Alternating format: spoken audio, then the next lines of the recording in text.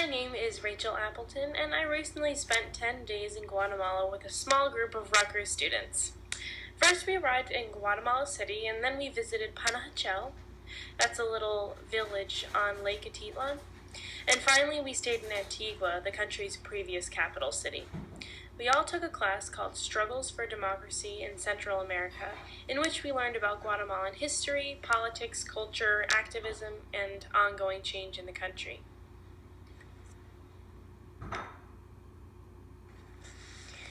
I almost forgot to explain the first video. The video you saw just before the other slide was a snapshot of some Guatemalan street music in Guatemala City. The man in the white dress shirt dedicated that song to our group, and we felt excited and welcome to the city. So, to start the presentation off, I'll talk about what caught my eye first. It wasn't the fantastic and incredible views or architecture of the Spanish settlements, which they were amazing. It was actually the trajo típicas.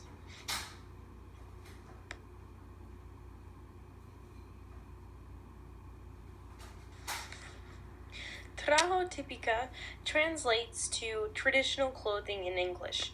Before explaining who the tradition belongs to, I'll explain a little about the people of Guatemala. The country consists of four main groups of people. There are the Mayans, who are the indigenous people to the land.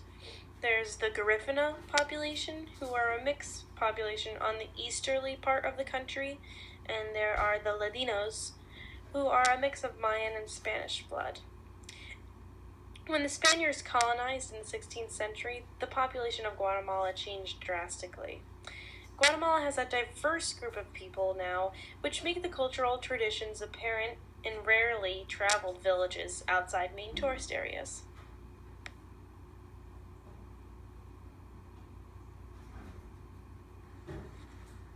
So in terms of trajo típica, I noticed that the majority of people wearing traditional clothing were the women. Men were seen wearing trajo típica less frequently because they dress in more of a European, North American style for work. What stood out to me most during the trip was the fact that trajo típica symbolized so much of the culture. The color and pattern of the handmade huipils can tell you exactly what village the huipil comes from. And just so you know, huipil is the name for that knitted blouse that you could see. If you look to the picture on your right, the woman mannequin is wearing a white blouse. That's a huipil. And she's got a skirt underneath, and she's got this piece of fabric that they wear over their shoulder. They can use for carrying babies and other things. In one of the markets in Guatemala City, I decided to buy my own huipil. This is a picture of me wearing the huipil I bought as I was reenacting some cooking methods. Later on in the trip, I spoke with a volunteer at a local radio station in a village called Santa Maria de Jesus. He explained to me that the Mayan people are proud to see others wear their huipils and support Mayan traditions. So here you can see, this is just an example of how colorful and beautiful each huipil is. You can imagine walking down a path and seeing a waterfall of colors. Really a beautiful sight to behold.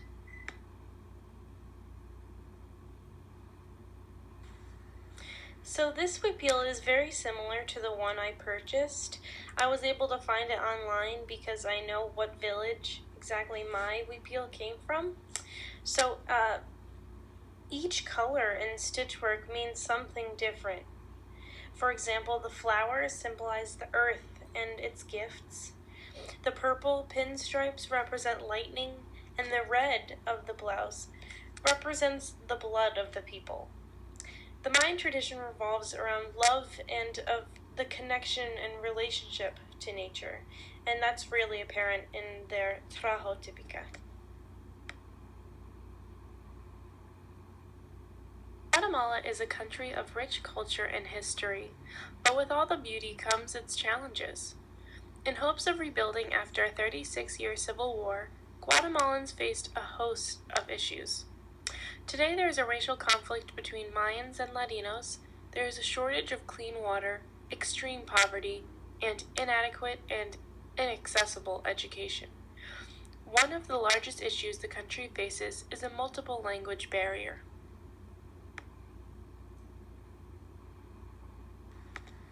There are 25 different languages amongst the indigenous populations, and translating information in educational tools is a struggle, especially when it comes to making change in the country. During our stay in Guatemala City, we met with journalists at TV Maya. TV Maya is a nonprofit TV channel dedicated to bridging the gap between indigenous Mayan languages and Spanish. TV Maya is one media group who values education and the importance of spreading information. They have special programs that teach Spanish to those who speak indigenous languages like Cacachiquel, Quiche, and Mam.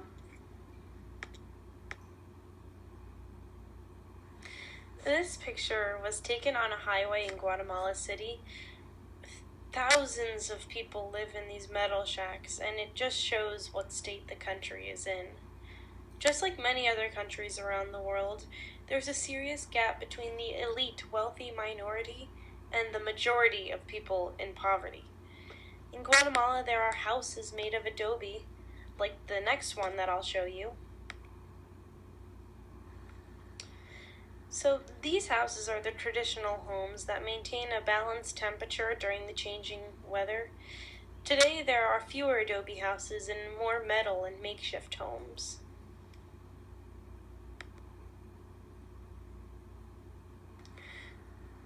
In our first few days of the trip, we met with VEA canal producers Otto and Karina Rotman. The duo believes it's their duty to be the voice of the people, since the government doesn't have their back, as Karina says. Karina and Otto explain to us that they live with threats all the time, but they continue to represent the struggles of the poor. Speaking with Karina and Otto helped us realize that there is a silent revolution by the people against their non-representative government. We met with educational activists at IGER, Instituto Guatemalteca de Educación Radiofónica. This just means Guatemala's Institute of Radio Education.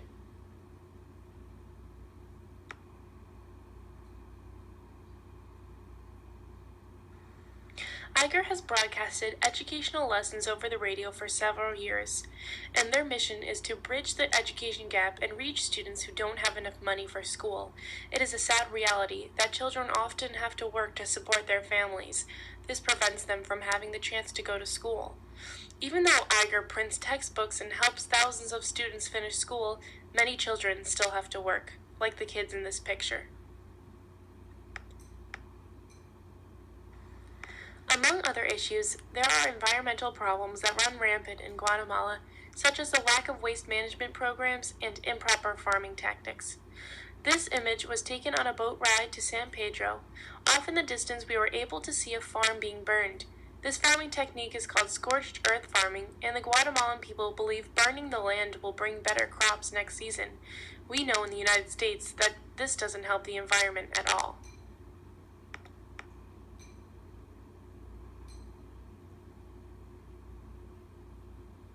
One of the most interesting experiences in my trip to Guatemala was during our stay at Panajachel. We visited a village called Santiago Atitlan on the river, and we actually were able to get off the beaten path and see some residential areas of the village outside of the main tourist areas. And on our walk down the residential area, I was able to observe the actual living conditions of the people.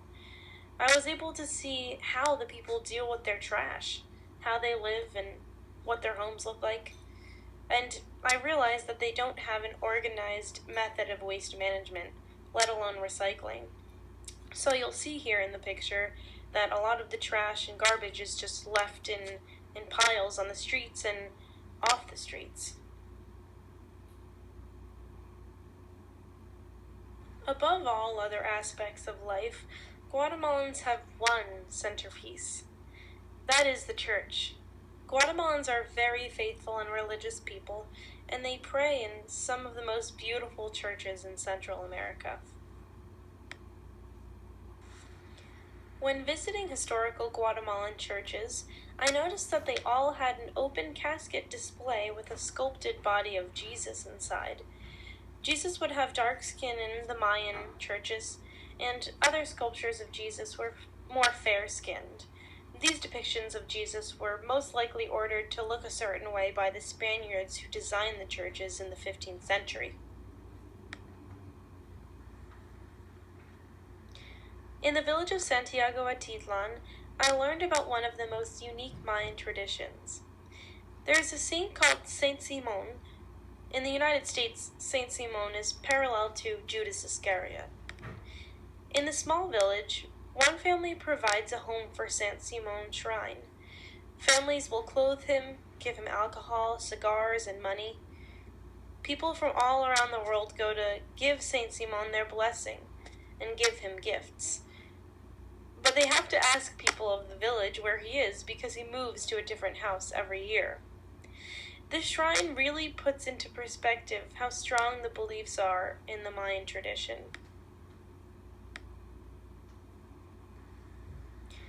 The Mayan people of Guatemala have an important role in the history of human nature. In some ways, traveling to Guatemala and visiting remote villages feels like a time lapse into the past. The way of life of the Guatemalan people is symbolic and pure, but it is changing with the globalization of Western influence.